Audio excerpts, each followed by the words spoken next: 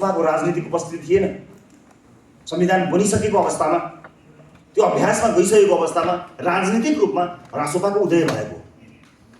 संविधानका अक्षरहरू उहाँहरूले लेख्नुभयो होला, तर त्यसको भावना रासोपाले प्रतिनिधित्व गरिरहेको छ।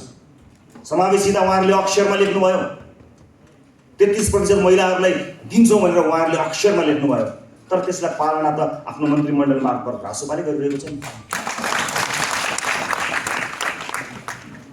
समावेशिताका मुद्दाहरू, समावेशिताका अक्षरहरू संविधानमा लेखियो होला, तर त्यसको मर्म र त्यसको व्यवहारमा उतार्ने काम त सीतावादीहरूलाई मन्त्री परिषदमा लगेर रासोपाले गरिरहेको छ होला नि।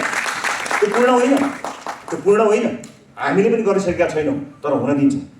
देशको संविधानले मेरिटोक्रेसी, क्षमताका आधारमा राज्यमा पहुँचको अवधारणा प्रस्तुत गरेको छ नि, तर त्यसको सुनिश्चितता, संविधानको त्यो मर्मको सुनिश्चितता रासोपाको सरकारले गरेको छ। संवैधानिक परिषद र प्रधान न्यायाधीशको नियुक्तिका विषयमा चर्चाहरू चलिरहेको कुरालाई लिएर मूर्धन्य मानिसहरूले, विभिन्न राजनीतिक दलका मानिसहरूले समेत